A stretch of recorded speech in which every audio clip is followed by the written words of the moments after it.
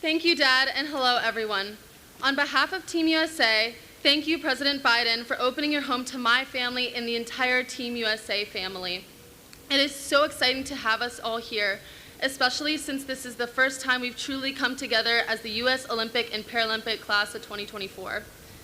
Today, we celebrate everything that we accomplished this summer. At the Olympics, we topped the medal chart for the 8th consecutive games with 126 medals.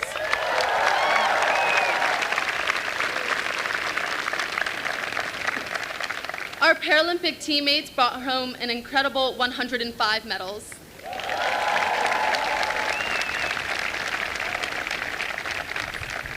Each medal is a testament to our hard work, determination, and grit. Behind each of these moments of greatness are years of sacrifice. Beyond the medals, so many personal bests were achieved and iconic performances etched into our history. There's a reason that we're known as the best country in the world, and we not only have the medal count to back that up, but each of us has a story of how we fought to get here. As amazing as this is, the Olympics and Paralympics are so much more than each of our individual accomplishments. Everyone talks about how the Olympics and Paralympics foster peace and international solidarity, and it's true. They unite countries in the spirit of competition. They also inspire others, and that is what each of us did this summer. With each competition, we represented not only the flag and its people, but we upheld the legacy that is the United States.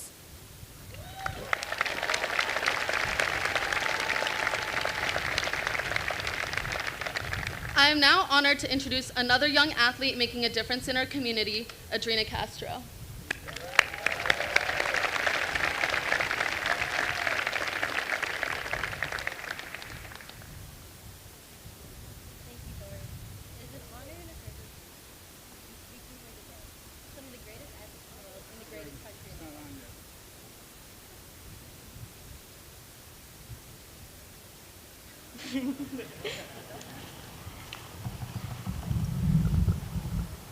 There you go. Can you guys hear me now?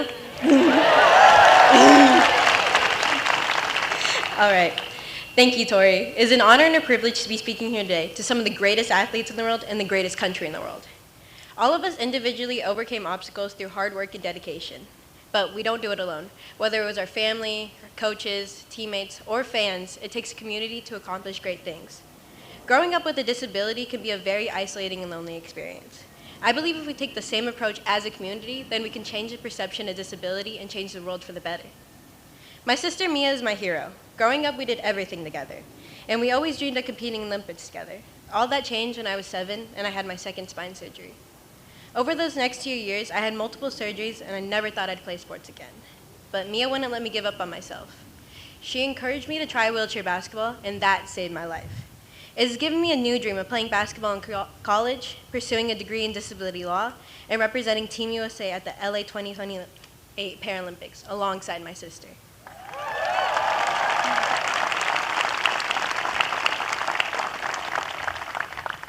Wheelchair basketball has given me many role models. Paul Schulte is a legend in the game. He's your favorite player's favorite player. This spring, I represented Team USA at the Rocky Mountain Cup, and there I was able to witness Paul's greatness firsthand. Paul has quickly become one of my favorite players too. So please join me in welcoming Paul Schulte.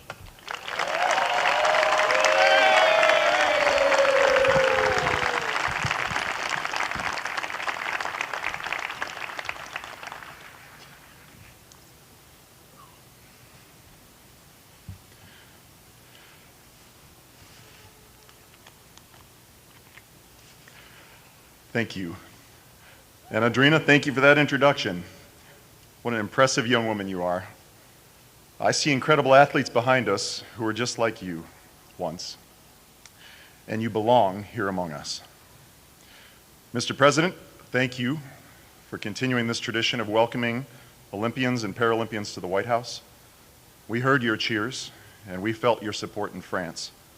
Your kindness and support helped us pursue our dream of representing the United States with excellence on the world stage. We express our gratitude to God, our families, friends, and loved ones for their unwavering support that brought us to secret tears you didn't see. We love you. We also thank our coaches and the staff of the United States Olympic and Paralympic Committee Their meticulous work ensures our security, our preparation, and our well-being. Among this year's Team USA are men and women who served in our nation's armed forces.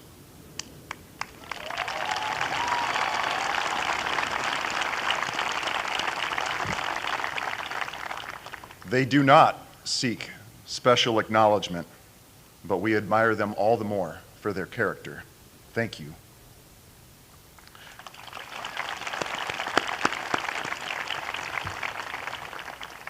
Having the heart of an Olympian or Paralympian means persistent gratitude for our country, making sacrifices and facing adversity, those seen and unseen. Each of us here has faced challenges so strong that no one that knew us would have blamed us for backing down or choosing the easy path. But we chose to rise above, expelling feelings of defeat and striving for something greater. These qualities are really what being an American is all about, aren't they?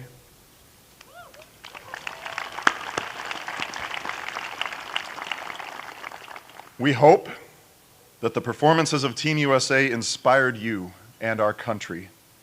As we locked arms and competed, we felt the power of unity. Our success is your success. It is now my great honor to introduce our president, President Joe Biden.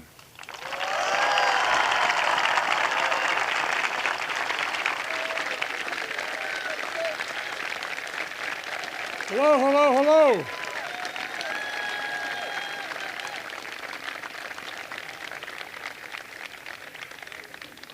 If I didn't say this, my dad come down from heaven and you know what.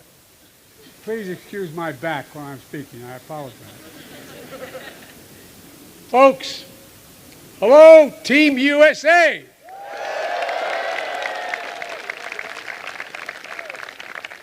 You got a few fans out there in the South Lawn. Yeah, let's hear you. Let's hear the South Lawn. Paul, thank you for the introduction.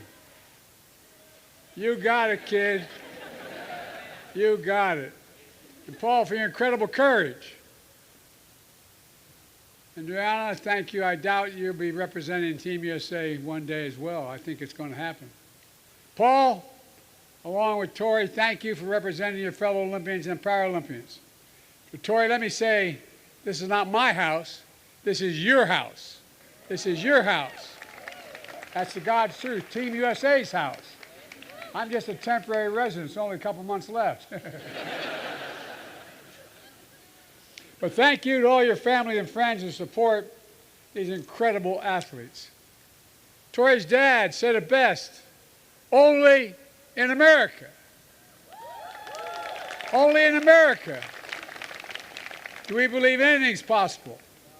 I spent close to 100 hours alone with Xi Jinping in China. He asked me when I was in the Tibetan Plateau with him, when I was vice president, he said, "Can you define America for me?" It's the God's truth. I said, "Yes, in one word." He looked at me and said, "Possibilities." We're the only nation that thinks anything is possible when we set mind to do it. That's what all of you embody. On behalf of the entire nation and thousands of fans here today, thank you. Thank you for representing the very best of America.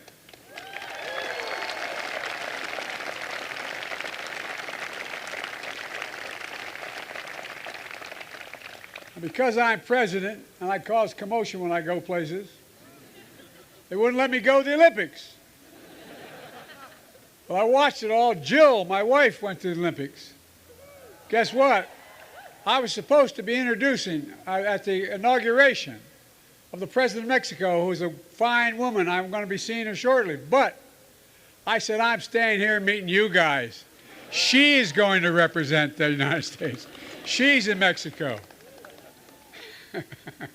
But she was able to say hi to many of you this morning before you left. I said, "Where were you this morning? I'm looking for you." He said, "I was out saying hello to the Olympians." Now, as you know, she led the U.S. delegation to Paris. All she did when she came back home, I mean this from the bottom of my heart, was talk about how amazing you all are. Talk about the amazing resilience, the courage, and the commitment, and the loyalty to one another. My staff would have their TVs on watching you as I was trying to get briefed on national security. But in fairness, I had the TV on in the Oval Office as well. We felt so much pride. And I'm honored to welcome 400 athletes from Team USA today here at the Capitol.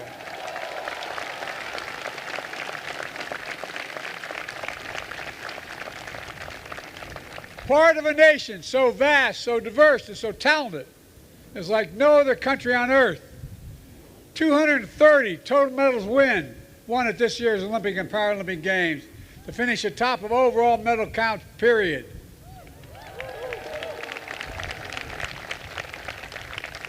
When you competed, it wasn't just you in the spotlight. You represent all the people who sacrificed for you, as was mentioned earlier, just as you sacrificed yourself. Early hours, long days, intense training, sometimes overcoming extreme disappointment. For many of you, you hold down multiple jobs to fund your dreams. And by the way, we need to do more to support all of our Team USA athletes.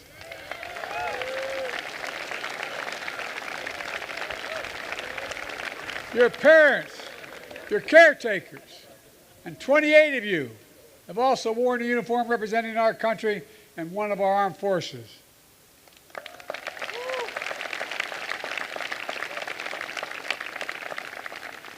As your commander-in-chief, I say, thank you for your service, wherever the hell you are.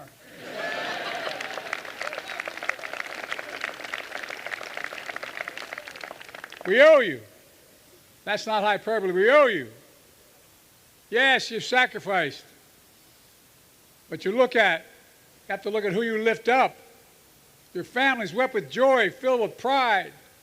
Your hometowns honor you.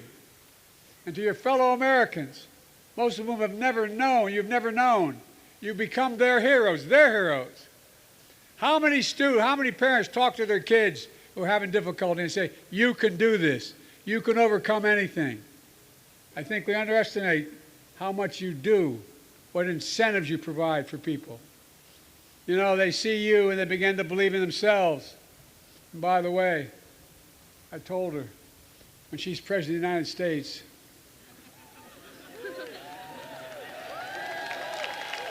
and they say, Joe Biden in the waiting room, she promised me she won't say Joe who.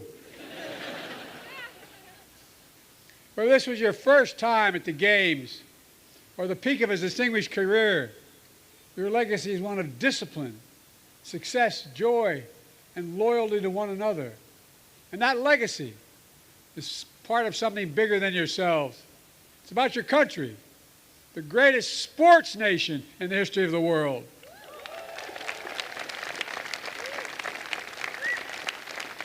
In the next few years, we get to showcase to the world from our own backyard. The World Cup in 2026, hosted by the United States of America. The Los Angeles Summer Games in 28.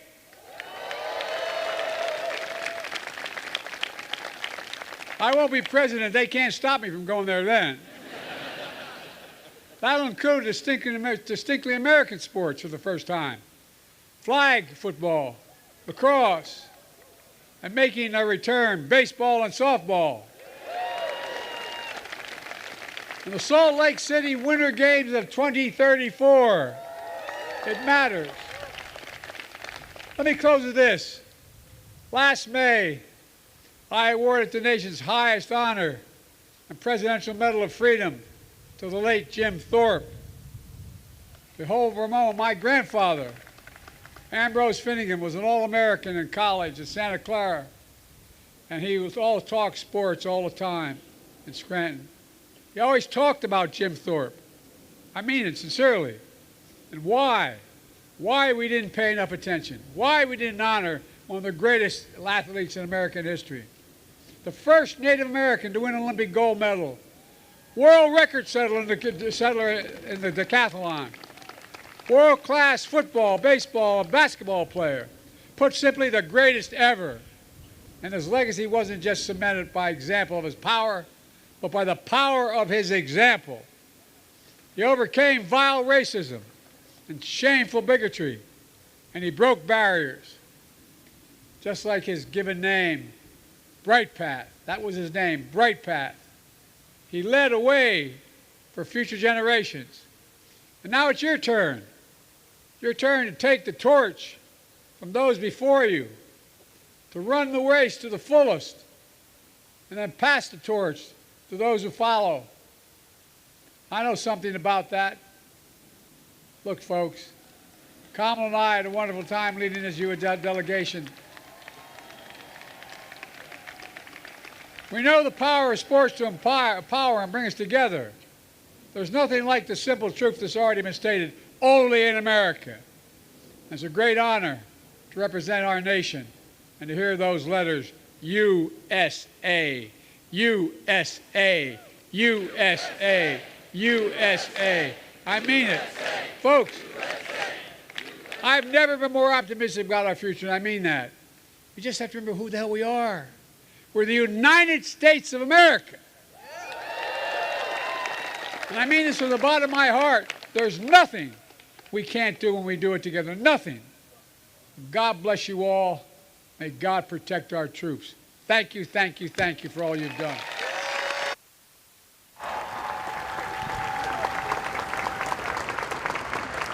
Please welcome Olympic flag bearer Nick Mead and Paralympic flag bearers Steve Serio and Nikki Nieves to present a gift on behalf of Team USA and the U.S. Olympic and Paralympic Committee.